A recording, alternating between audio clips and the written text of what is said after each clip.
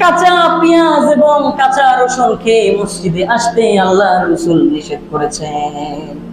কাঁচা পেঁয়াজ, তারপর আল্লাহ রাসূল বলেন ওয়াকালা মাররাতান মান আকালাল বাসলা ওয়াসুম, যে কাঁচা পেঁয়াজ অথবা কাঁচা রসুন অথবা দুর্গন্ধ জাতীয় কোন জিনিস খেয়ে যাতে মসজিদে না আসে। যার কারণ যে এমন জিনিস খাইতে নিষেধ করছেন যেগুলোর মধ্যে কি মুখ থেকে কি আসে। আর আমরা মসজিদে আসার আগে একটা খাই আসি বিড়ি, আর মসজিদ থেকে বের হইতে পারি না, দোকান থেকে বিড়ি আর একটা ধরাই। এরকম না বিষয়টা? নামাজ পড়া তারপরে গিয়ে কি করে বিড়ি খায়। মানুষদেরকে কিভাবে বোঝাবো বলেন, কি দিয়ে বোঝাবো আপনাদেরকে? আপনাদের আল্লাহ আমাদেরকে হেফাজত করুক, করে আমিন। আল্লাহ রসুল বলেন যে ফালা ইয়াকরাবান্না মাসজিদানা, আল্লাহ রসুল বলেন যে ব্যক্তি কাঁচা পেঁয়াজ কাঁচা রসুন খেয়েছে অথবা দুর্গন্ধ জাতীয় কোনো খাবার খেয়েছে, আল্লাহ রসুল বলেন ফালা ইয়াকরাবান্না মাসজিদানা, ওই ব্যক্তি যেন আমাদের মসজিদের ধারের কাছেও না আসে। বুঝছেন বিষয়টা? মসজিদের ধারের কাছেও যাতে না আসে আল্লাহ রসুল বলে দিয়েছেন।